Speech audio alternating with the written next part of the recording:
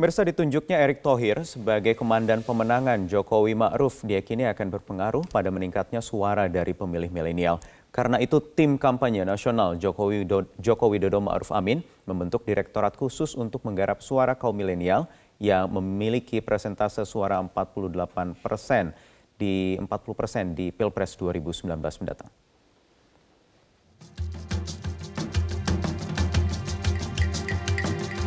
Publik sepertinya masih menikmati kehebohan ditunjuknya seorang pengusaha muda Erick Thohir menjadi ketua umum tim sukses pasangan Jokowi Ma'ruf Amin. Situasi itu yang lantas membuat tim kampanye nasional segera mengatur strategi untuk membidik seluruh segmen pemilih di Pilpres 2019, terutama pemilih milenial. Tim kampanye nasional Jokowi Ma'ruf mengaku saat ini tengah merancang direktorat khusus untuk menggarap suara milenial yang memiliki persentase suara 48% di Pilpres 2019.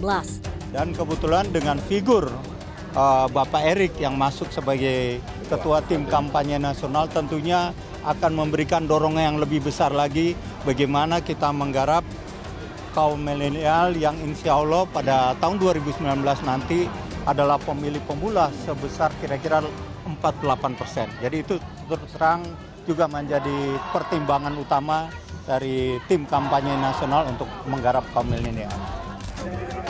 Gubernur Jawa Barat Ridwan Kamil turut optimis sosok Erick Thohir mampu menyentuh langsung kelompok milenial.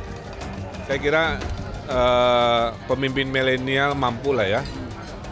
Tidak harus berdasarkan sangat senior, yang penting berintegritas, punya visi, punya amanah juga.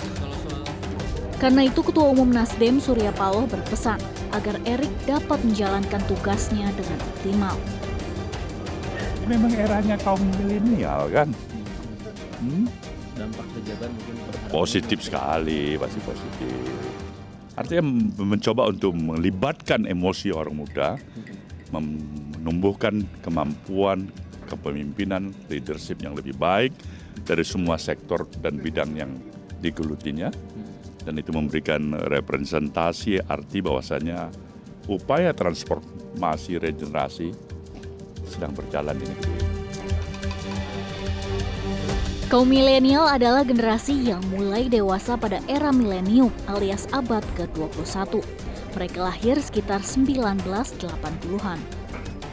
Dalam pemilu 2019, milenial adalah pemilih yang berusia 17 sampai 38 tahun. Jumlahnya sekitar 100 juta dari total daftar pemilih tetap versi KPU yang berjumlah lebih dari 187 juta. Tim Liputan, Metro TV. Oke, kita mulai. Ya, kampanye pemilu 2019 tinggal menghitung hari. Dua kubu yang berkontestasi dalam pemilihan presiden yakni pasangan Jokowi Ma'ruf dan juga Prabowo Sandiaga semakin intensif bersiap dan menyusun strategi untuk meraih kemenangan. Salah satu strateginya adalah meraih simpati dan dukungan pemilih milenial. Untuk membahasnya, bagaimana sebenarnya mengenal karakteristik generasi milenial, apa itu milenial sendiri, dan juga bagaimana cara menggait suara para pemilih muda termasuk generasi selanjutnya sekarang sudah memiliki hak suara sebagai pemilih pemula. Untuk membahasnya, saya sudah bergabung bersama saya di studio Metro Pagi Prime Time. Yang pertama ada pemerhati milenial Dila Amran dan juga ada politisi muda dari Partai Nasdem Latifah Marina Al-Ansori. Selamat pagi. Selamat pagi. Mbak Dila, Selamat Latifah, pagi. terima kasih sudah hadir. Saya ingin ke Mbak Dila terlebih dahulu. Ini apa-apa semua partai politik menyeret-nyeret istilah milenial. Yes. Mungkin banyak juga yang sudah tahu, mungkin juga banyak yang belum tahu sebenarnya apa itu milenial sendiri. Mungkin bisa dikasih perspektif sedikit. Oke, millennials itu kadang-kadang orang suka salah kaprah ya. By generational study itu dia lahir tahun 80 sampai 2000. Saya tuh millennials paling tua. 2000 tuh berarti dia sekarang umur 18.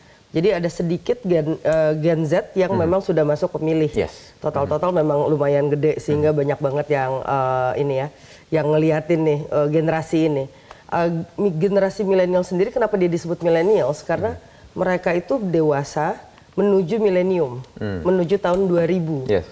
Gitu. Jadi ada karakter-karakter tertentu yang sangat beda sama Gen X dan sama Gen Z juga beda banget. Gen Z itu kan hidupnya udah disruptif. Walaupun bersinggungan nih ya. Bersinggungan, ada kemiripan. Generasi ini sebenarnya antar bersinggungan. Tapi di dalam generasi milenial sendiri 20 tahun itu beda banget. Kalau Gen X mungkin 20 tahun rentangnya agak mirip yang tua dan yang muda gitu. Gen X penghujung dengan milenial yang awal itu mungkin setipe gitu ya. Setipe, tapi di dalam 20 tahun rentang waktu ini itu beda banget yang lahir tahun 80, 85. Apa yang membedakan terutama? Gini, kalau misalnya lahir tahun 80-an awal itu kan kita mungkin mulai pakai digital itu di kuliah, di kerja. Sedangkan kalau lahir tahun 2000, tahun 98 pakainya udah dari SMP. Jadi itu pola pikir. Pager sebenarnya ya. Pager, kalau zaman dulu iya pager. Ya. Nah itu tuh ngebedain banget pola pikirnya karena buat kami yang millennials tua itu kita agak-agak sedikit analog gitu. Sedangkan millennials muda itu dia udah digital native, digital savvy. Kalau Gen Z udah anak kandung digital itu. Anak kandung digital. Dia lahir udah digital. Memang relasinya ke teknologi ya, perkembangan akhirnya teknologi. Ke teknologi, ya. cuman klasifikasinya membedakan itu ya, yang paling jelas begitu ya. Yang paling jelas kalau di Indonesia bahkan lebih signifikan lagi karena kita ada reformasi. Tahun 98 saya lulus SMA. Ya. Nah, itu ngebedain sekali generasi di bawahnya yang lahir setelah reformasi. Jadinya kita tuh punya satu freedom of speech, itu beda banget. Terutama anak-anak millennials yang lahir tahun 90-an, mereka nggak pernah mengerti tuh apa itu bredel, apa itu nggak boleh ngomong, nggak boleh bersuara, freedom of speech freedom of speech. Hingga akhirnya mungkin tahu sejarahnya tapi tidak mengalami langsung. Jadi itu juga beda ya? Beda. Kalau tahu sejarahnya kan dia nggak tahu unggah-ungguhnya mesti gimana sih nih, gitu. Jadinya akhirnya conversation yang terjadi di media sosial pun juga jadinya beda sekali dengan apa yang terjadi dengan Gen X gitu. Terutama kalau untuk millennials mereka itu kan ngalamin transisi. Sehingga masih kaget-kaget nih. Kasarnya gini, waktu saya belajar email pertama kali saya belajar sosial media, saya nggak bisa nanya ke ibu saya kan. Iya betul. Ya kan, kalau Gen Z kalau Gen Z bisa nanya. Malah ibu yang nanya sama kita. Nah, gitu. Mereka kita jadi harus mengerti sendiri kan. Akhirnya banyak sekali perilaku-perilaku di media sosial yang kita kaget-kaget, kita temukan sendiri, kita belajar dari teman. Itu akhirnya kepribadian kita semua terbentuk oleh terjadinya teknologi transfer teknologi itu tadi ya. Terutama sejak internet ada di genggaman. Internet ada di genggam, kemudian handphone, kemudian sekarang menjadi smartphone. Sehingga pasca tidak dengan sekarang ceruk milenial itu yang usia rentang milenial dan juga Gen Z awal ya, yang sekarang menjadi pemilih pemula itu menyita porsi paling besar 50% di pemilu mendatang, sehingga pasca memang narasi yang dibangun sekarang oleh partai politik kontestan pilpres ingin apapun semua diseret ke milenial. Si A merepresentasikan milenial, si B merepresentasikan milenial. Memang milenial itu digadang-gadang sebagai ini yang akan menentukan ke depannya gitu. Memang benar mereka akan penentu masa depan Indonesia. Cuman yang kadang-kadang suka menggampangkan itu millennials itu bukan berarti bahwa mereka hanya suka kosmetik loh, bukan berarti kayak kita coba dance ini dan itu lalu kita akan menggayat suara millennials. Millennials itu peduli sekali sama program. Millennials itu menurut researchnya teman saya di Alfara itu dia bilang apolitis. Apolitis. Bukan berarti mereka nggak peduli Indonesia. Mereka banyak sekali program-program yang mereka bikin sendiri itu demi kebaikan Indonesia karena zaman sekarang udah bisa. Ya mungkin aku bisa sebutin beberapa kayak kitabisa.com itu kan demi kelangsungan kita semua gitu ya. Jadi kalau dilihat dari sisi itunya millennials itu peduli sekali Indonesia akan seperti apa. Masalah sosial itu seperti apa. Kemudian juga tanpa ideologi yang kuat mungkin begitu ya. Ya, mereka yang penting Indonesia membaik. Kerjanya yang dilihat begitu ya. Iya. Programnya apa? Gitu. Latifah menyadari hal ini sebagai politisi muda juga, perwakilan generasi millennials?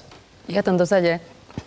Jadi kan sebelum kata milenial itu benar-benar terdefinisi gitu kan, milenial itu di range umurnya 22 sampai 37, yang 17 sampai 21 itu generasi Z. Sebelum itu kan yang 17 sampai bahkan dibilangnya 17 sampai 27 aja yang milenial gitu kan. Sebelum itu terdefinisi dengan baik, bahkan kita aja bingung.